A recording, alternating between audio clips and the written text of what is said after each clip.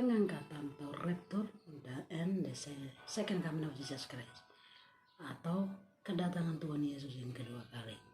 Jadi perbedaannya adalah pengangkatan itu satu momen Tuhan mengangkat gerejanya. Jadi orang-orang yang tinggal masih ada kesempatan untuk memperbaiki karakternya untuk bisa mendapat bagian dalam the second coming of Jesus Christ. Tapi setelah second coming of Jesus Christ itu tidak ada kesempatan. Dan itu hukuman kekal dan kehidupan kekal. Oke? Jadi seperti dikatakan dalam Kisah Para Rasul ayat pasal 2 ayat 17, Petrus mengatakan bahwa akan terjadi pada hari-hari terakhir, demikianlah firman Allah, bahwa aku akan mencurahkan rohku ke atas semua manusia, maka anak-anakmu laki-laki dan perempuan dan bernubuat dan teruna-terunamu akan mendapat penglihatan-penglihatan, dan orang-orangmu yang tua-tua akan mendapat mimpi. Artinya bahwa pada zaman itu terjadi Pentakosta, pencurahan Roh Kudus, itu sudah dimulai dari sana. Hari-hari terakhir dimulai dari sana. Tandanya pencurahan Roh Kudus. Dan banyak hal lagi seperti yang sudah saya share sebelumnya. Jadi itu terjadi, dan juga di Wahyu juga Yohanes menjelaskan tentang keadaan gereja di akhir zaman. Wahyu 1 sampai 3. Yohanes berbicara tentang keadaan gereja di Patmos, di Efesus, Smyrna, Pergamus, Tiatira, Sardis, Philadelphia, dan Laodikia. Jadi itu akhir zaman sampai momen kita saat ini, sekarang ini. Semua yang terjadi tanda-tanda akhir zaman. Nah, dari pasal 4 sampai 22 itu berbicara tentang apa yang terjadi di pengangkatan dan the second coming of Jesus Christ. Jadi, dan itu bukan hanya berlaku bagi orang yang hidup, itu juga berlaku bagi orang yang sudah meninggal. 1 Tesalonika pasal 4 ayat 13 sampai 18, bahwa orang yang meninggal seharusnya kita tidak boleh sedih. Jadi kesedihan yang ada satu, jadi orang bisa sedih, tapi ada satu kesedihan yang out of control. Nah, gereja Tuhan dinasihatkan untuk bisa kita sedih, tapi tidak yang sampai out of control, karena kita percaya bahwa akan ada momen kita akan bertemu dengan mereka. Misalnya bapak saya meninggal, saya akan bertemu dia di momen ketiga pengangkatan itu. Oke, jadi secara fisik mungkin dia tidak ada, bukan berarti dia tidak ada di spirit, bukan berarti dia tidak pernah hadir di dunia ini. Bapak saya pernah hadir di dunia ini, makanya the real dia yang sebenarnya adalah spirit. Sharing saya sebelum tentang manusia, saya menjelaskan tentang itu. Oke, jadi kalau Anda bertanya apakah rapture pengangkatan itu terjadi setelah tribulation atau yang berhubungan dengan angka 66 ini, jawabannya no. Saya kasih penyebab atau alasannya kenapa. Jadi pertanyaan saya adalah sederhana, apakah Tuhan menyiksa dulu gerejanya, setelah disiksa habis-habisan baru diangkat? Di dalam firman Tuhan dikatakan bahwa gereja adalah pengantinnya Tuhan Yesus. Seorang pengantin, secara logika seorang pengantin ketika masuk di sebelum masuk di hari H pernikahan, apakah disiksa habis-habisan dulu baru kemudian menikah? No, jawabannya tidak. Firman Tuhan juga berkata bahwa apa yang terjadi di akhir zaman atau menjelang kedatangan itu hampir sama seperti yang terjadi di zaman Nuh. Nah, Nuh waktu itu sebelum terjadi air bah itu sudah diselamatkan. Jadi bukan Nuh disiksa dulu dengan keluarganya, disiksa habis-habisan dulu, baru kemudian diselamatkan. Jahat banget kan Tuhan seperti itu. Jadi jawabannya tidak. Jadi persiapan, makanya momen ini adalah momen yang spesial. Kalau bisa, sebisa mungkin tidak boleh miss, jangan melewati momen ini. Momen yang sekarang ini, tahun 2022, 2022 kita yang masih hidup. Ke depan ini adalah kesempatan besar bagi kita untuk mempersiapkan diri untuk menjelang pengangkatan itu. Saya tidak tahu, pengangkatan bisa terjadi kapan saja. Dari menit saya sharing ke depannya. Jadi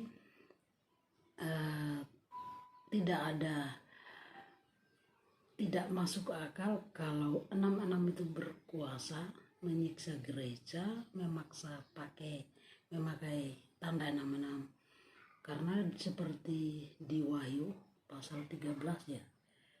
Pasal 13. Wahyu 13 ya. Binatang dan keluar dari dalam laut. Pasal 13 ayat 18 dikatakan yang penting di sini adalah hikmat. Barang siapa yang bijaksana, baiklah ia menghitung bilangan binatang itu. Karena bilangan itu ialah bilangan seorang manusia, yaitu 666. Pasal 13 ayat 16 dikatakan, ayat 14 sampai 17 itu dikatakan tanda itu akan dipasang di dahi, di tangan bagian kanan. Makanya ada kontroversi tentang vaksin ini, apakah itu tanda 66 atau segala macam. Oke, makanya kalau ditanya itu tanda 66 murni, yang 66 pemerintahan, jadi tanda antikris, tim antikris yang sedang bergerak terang-terangan di dunia sekarang, jawabannya tidak. Tapi apakah vaksin itu murni? Jawabannya tidak, karena ada dari semua vaksin yang ada vaksin yang mengandung DNA-nya binatang, simpanse, monyet simpanse atau apa, teman-teman bisa share yang nanti ketemu DNA-nya manusia. Jadi itu sudah kayak ibarat dikawinkan. Nah ini yang sebenarnya tidak, bagi orang percaya tidak boleh menerima vaksin seperti itu. Jadi disarankan berdoa untuk bisa menerima vaksin yang bebas dari semua yang seperti itu.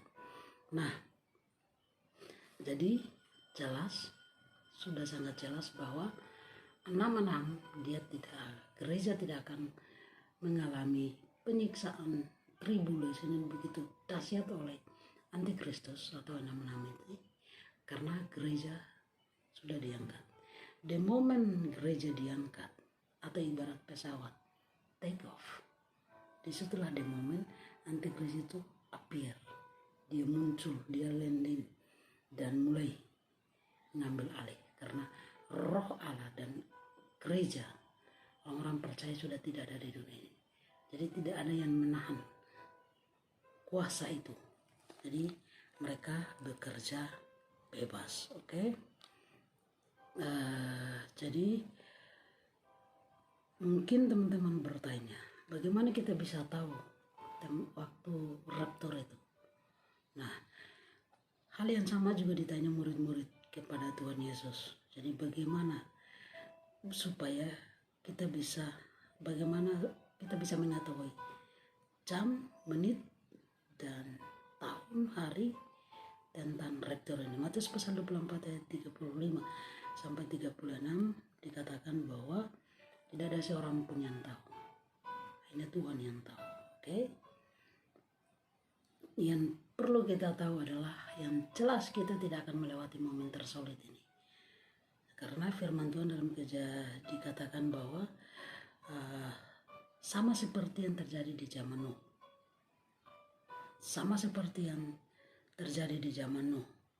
Begitupun akan terjadi di zaman akhir zaman menuju pengangkatan. Nah, zaman Nuh, Kejadian pasal 7 ayat 8 itu dikatakan bahwa Tuhan menyelamatkan Nuh. Jadi Nuh dan keluarganya diselamatkan. Jadi air bah terjadi setelah Nuh sudah diselamatkan. Jadi seperti itu. Masa 7 tahun penderitaan. Setelah raptur, gereja Tuhan diangkat. Masa 7 tahun penderitaan, setelah itu kedatangan Tuhan Yesus yang kedua kali. The second coming of Jesus Christ. Itulah yang terjadi di cerita seperti yang pewahyuan yang didapatkan Yohanes. Di wahyu yang dia jelaskan, yang tulis di kitab wahyu. Oke? Jadi 100% sudah jelas. Rapture terjadi sebelum tribulation. Sebelum tribulation 66, tim 66, pemerintahan 66 ini. Oke? Dan momen itu adalah momen yang paling sulit. Mungkin kita bisa dibandingkan momen itu, momen rapture itu, dengan perang dunia pertama, perang dunia kedua. Ini akan lebih dahsyat. Orang penderitaan yang habis-habisan. Alkitab mengatakan bahwa pahlawan pun menangis. Zefania pasal 1 ayat 14. Pahlawan pun menangis. Penembak-penembak jitu, orang-orang yang jago, semuanya akan menangis. Berarti lebih dahsyat. Dan Alkitab mengatakan bahwa belum pernah terjadi hal yang seperti itu. Berarti dia melebihi perang pertama, perang kedua. Semua perang yang selama ini terjadi, penderitaan yang kita melihat orang menderita, kehilangan rumah, kehilangan ini. Momen rapture ini akan sangat-sangat menindihkan. Karena terjadi perpisahan yang besar-besaran. Kalau kita berkata, mungkin suami diselamatkan, istri tidak. Anak diselamatkan, orang tua tidak. Makanya dipastikan kita benar-benar tidak tidak ketinggalan di momen pengangkatan ini. Oke?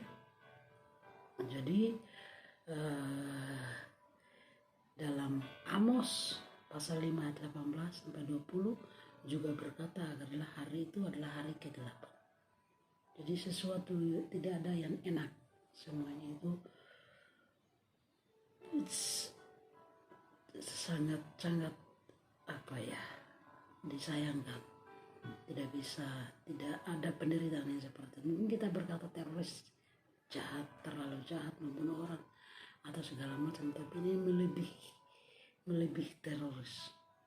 Jadi benar-benar mempersiapkan diri untuk bisa masuk dalam rapture ini, pengangkatan ini. Oke. Lukas pasal 17 ayat 34 menggambarkan bahwa ada perpisahan yang besar-besaran antara orang tua dan anak-anak, orang yang kita kasih. Oke. Ibrani pasal 10 ayat 31, Wahyu pasal 6 ayat 17, 2 Tesalonika pasal 2 ayat 6 sampai 8. Oke. Jadi itu semua menggambarkan tentang akhir zaman. Dan di Tesalonika itu dikatakan bahwa saat ini itu belum. Jadi jangan takut dengan vaksin segala macam. Tapi juga jangan menganggap bahwa vaksin itu semuanya murni. Oke? Jadi kita perlu berdoa. Jadi itulah perbedaannya. Dua kejadian. Kita yang hidup saat ini, kita sedang menjalan rapture, menghadapi rapture, pengangkatan itu. Jadi nanti setelah rapture itu, siapa yang tinggal, siapa yang diangkat, yang tinggal ini yang menghadapi the end time. Karena di dalam Alkitab juga dikatakan ada dua hal. Kapan, jadi murid-murid bertanya pada Tuhan, kapan engkau datang, kapan akhir zaman. Akhir zaman itu selesai, finish dunia ini. Oke, mungkin seperti itu. Semangat mempersiapkan diri. 1 Korintus 13:13 berkata, semua akan hilang. Yang tinggal hanya 3, iman, pengharapan, dan kasih. Saya berharap terus mempertahankan iman, pengharapan, kasih kita menjelang akhir zaman ini. Jadi jangan banyak berpikir, jangan bingung. Jalani hidup dengan santai, baca Alkitab, berdoa. Pastikan setiap kehidupan kita, setiap hari, setiap menit kita kontrol, kita jaga. Kalau waktu kita sudah Tuhan panggil kita, artinya kita meninggalkan dunia ini, kita meninggal dalam keadaan di puncak iman. Tapi jika terjadi pengangkatan, kita ready.